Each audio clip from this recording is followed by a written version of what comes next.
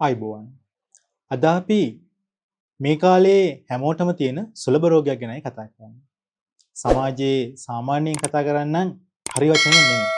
හැමෝම කියනවා මට ගෑස්ට්‍රික්. එහෙම නැත්නම් මට ગેස්ට්‍රික්. මොකද්ද මේ? ગેස්ට්‍රයිටිස් කියන රෝගය. ආයුර්වේදයේ මේක හඳුන්වනවා අම්ල පිත්තය කියලා.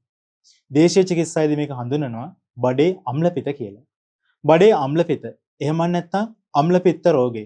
එහෙමත් නැත්නම් ગેස්ට්‍රයිටිස් රෝගය. මේක මේ වෙනකොට සමාජයේ බහුලව දකින්න ලැබෙන රෝගයක්. ඉතින් අපිටත් වෙන රෝගීන් නිතර කරන පැමිණිල්ලක් තමයි උගුර දැවිල්ල, බඩපොපේ දැවිල්ල, උගුරට ඇඹුල් රස එන ගතිය. මේ වගේ රෝග ලක්ෂණ කියනවා. ඉතින් මේ සියල්ලම අම්ල පිත්තේ ලක්ෂණ. අම්ල පිත්තේ හැදෙන්නේ කොහොමද? මොකද්ද මේ අම්ල පිත්තේ කියලා කියන්නේ? මොකද්ද මේකට අපිට කරන්න පුළුවන් පිළියම්? අපි ඒ ගැනද බලමු. අම්ල පිත්තේ කියලා කියන්නේ මේ රෝගයේදී සිද්ධ වෙන්නේ සාමාන්‍යයෙන් අපේ ආහාර ජීර්ණය සඳහා ආමාශය යොෂයේ නිපද වෙන ඒ පිත් කොටස් වෙනස් වීම නිසා ආහාර නිසියාකාරයෙන් නොපැසවීම නිසා ඇතිවෙන විෂ පදාර්ථයක් එක්කලා මේ අම්ලය ඉහළට ගමන් කිරීම. එහෙම නැත්නම් පහළට ගමන් කිරීමක් සිද්ධ වෙනවා. ඒ කියන්නේ අම්ල පිත්තය ආකාර දෙකකින් සිද්ධ වෙනවා. ආයුර්වේදයේ මේක හඳුන්වනවා ඌර්ධවගත අම්ල පිත්තේ සහ අධෝගත අම්ල පිත්තේ කියලා. බහුලව අපිට සමාජයේ දකින්න ලැබෙන්නේ ඌර්ධවගත අම්ල පිත්තේ. ඒකට හේතුව තමයි අධෝගත අම්ල පිත්තේ පිළිබඳව ඇත්තටම සමාජයේ දැනුවත් නැති එක. අපි බලමු මොකද්ද මේ ඌර්ධවගත අම්ල පිත්තේ කියලා කියන්නේ. මෙතනදී වෙන්නේ ඔබට දැනෙනවා උගුරට ඇඹුල් රසට එන ගතියක්. එහෙම නැත්නම් ඇඹුල් රසක් උගුරට එන ගතියක්. ඒ වගේම තමයි ආහාර රුචිය අඩුවීමක් වෙනවා. හිසේ කරකැවිල්ලක් එනවා. හිස කැක්කුමක් එනවා. වමනේ යන්න එනවා වගේ වෙනවා. ඇතැම් විට වමනේ යනවා ඇඹුල් රසට. එහෙම නැත්නම් සැර ගතියක් එක්කලා වමනය පිට වෙනවා. ඒ වගේම තමයි පපුවේ දැවිල්ල ඇති වෙනවා. මෙන්න මේක ඌර්ධවගත අම්ල පිත්තේදී සිද්ධ වෙන දේවල්. අධෝගත අම්ල පිත්තේදී වෙන්නේ අධෝ වාතයේ බහුල ලෙස පිට වෙන්න පටන් ගන්නවා. ඒ වගේම තමයි වැසිකිලි ගියායින් පස්සේ ඒ අධෝ මාර්ගයේ දැවිල්ල ඇති වෙනවා. මේක පසු කාලීනව අර්ශස් දක්වා වර්ධනය වෙන්න පුළුවන්.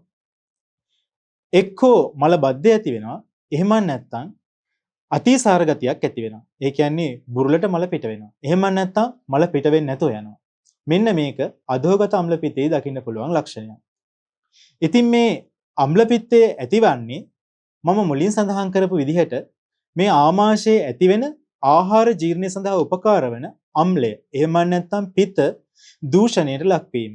එහෙම නැත්නම් ආහාර නිසියාකාරයෙන් නොපැසවීම නිසා විෂ පදාර්ථයක් විදිහට ශරීරයේ ක්‍රියාත්මක වෙන එක. ඉතින් මේකට හේතු විදිහට ආයුර්වේදයේ දක්වනවා නිරාහාරව සිටීම. ඒ වගේම තමයි කාපු ගමන් විඩෙන් විඩේ නැවත නැවත අපිලිවෙලකට ආහාර ගැනීම. ඒ කියන්නේ බඩ පිරලා තියෙද්දිත් විඩෙන් විඩේ කෙටි ආහාර ගන්නවා. ඒ වගේම තමයි උෂ්ණ ආහාර බහුලව ගැනීම. ඇඹුල් රස, ඒ වගේම කටට සැර දැවිල්ල ඇති කරන ආහාර වර්ග නිතර නිතර ගැනීම. ඒ වගේම තමයි ආහාර විතරක් නෙමෙයි මානසික හේතු ප්‍රධාන වශයෙන් ગેස්ට්‍රයිටිස් වලට එහෙම නැත්නම් අම්ල පිත්තේට බලපානවා. මානසික ආතතිය ગેස්ට්‍රයිටිස් ඇති වෙන ප්‍රධාන හේතුවක්.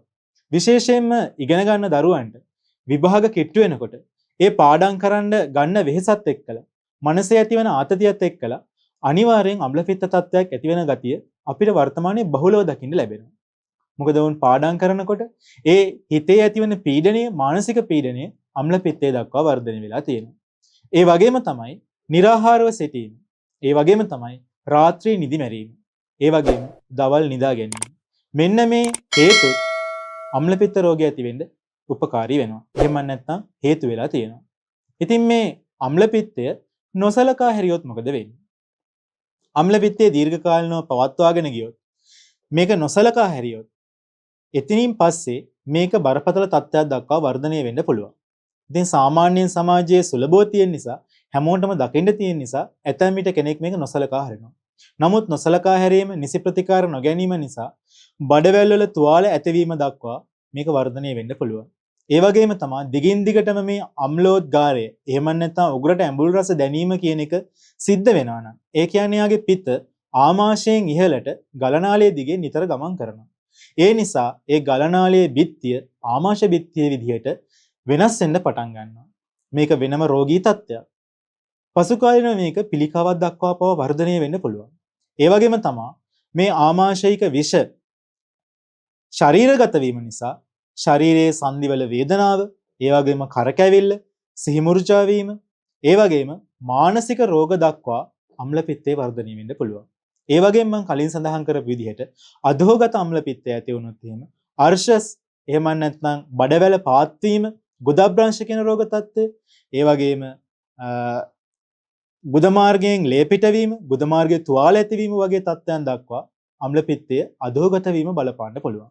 ඒ වගේම තමයි ගුද මාර්ගයේ ආශ්‍රිත පිළිකා තත්ත්වයක් දක්වා පවා මේක වර්ධනය වෙන්න පුළුවන්. ඉතින් ඒක නිසා මේක සුළුවෙන් නොසලකා හැරිය යුතු තත්ත්වයක් නෙමෙයි. අම්ල පිත්තය කියලා කියන්නේ ආහාර විහරණ වලින් අපිට සුව කරගන්න පුළුවන් රෝගී තත්ත්වයක්. සාමාන්‍ය එදිනෙදා ජීවිතේ අපේ ආහාර රටාව නිසි ආකාරයෙන් සකස් කරගත්තා නම් අම්ල පිත්තේ ඇති නොවි පවත්වා ගන්න පුළුවන්. ඒ වගේම තමයි මානසික ආතතියක් ඇති නොවන ආකාරයට මනස සංසුන්ව තියාගන්න ආගමික කටයුතු වල යෙදෙන එක, භාවනාවල යෙදෙන එක, යෝගාභ්‍යාසවල යෙදෙන එක, විහෙර විහාරස්ථාන සිද්ධාස්ථාන ඇසුරු කරන එක, මේ දේවල් වලින් තමන්ගේ මානසික සෞඛ්‍යය යහපත් ආකාරයෙන් පවත්වා ගන්නවා නම් ඒක උපකාර වෙනවා ગેස්ට්‍රයිටිස් එහෙම නැත්නම් අම්ල පිත්තේ ඇති නොවි නිරෝගී ජීවිතයක් පවත්වා ගන්න.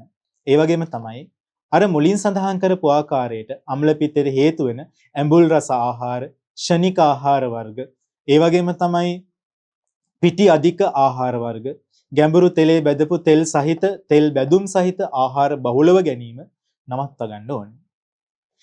සැරට කණ එක, ඇඹුල් රසට කණ එක, අච්චාරු වර්ග වගේ දේවල් නිතර කෑමට එකතු කරගන්න එක නවත්වා ගන්න ඕනේ. ඒ වගේම තමයි තමන්ගේ මානසික සෞඛ්‍යය වගේම මේ ආහාර විහරණ පවත්වා ගන්නවා වගේම රැ නිදි මරණ එක.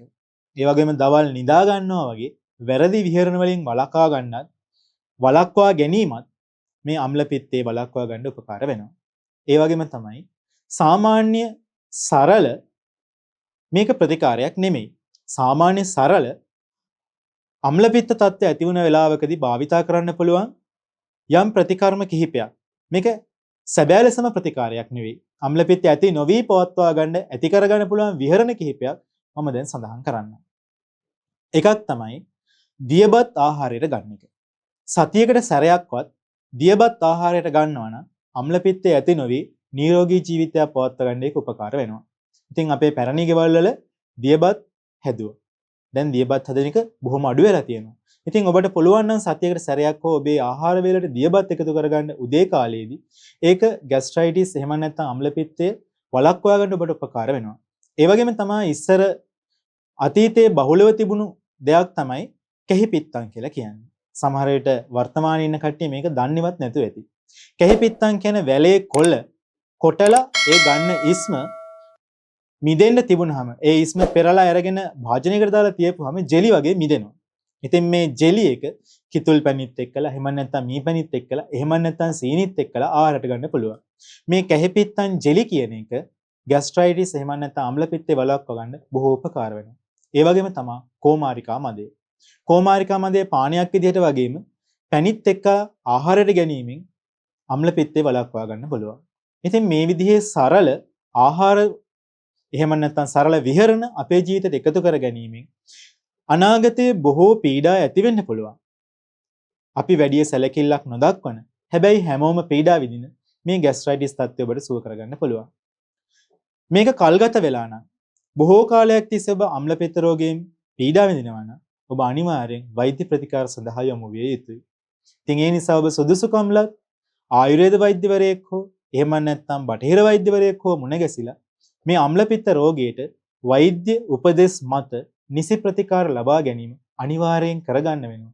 එහෙම නැත්නම් මම මුලින් සඳහන් කළ උපද්‍රව වලට ඔබට මුහුණ දෙන්න සිදු වෙයි.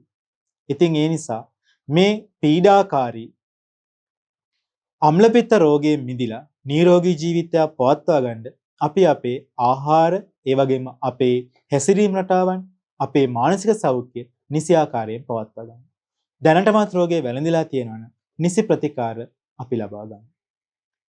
හිතාය සුඛාය දීඝාය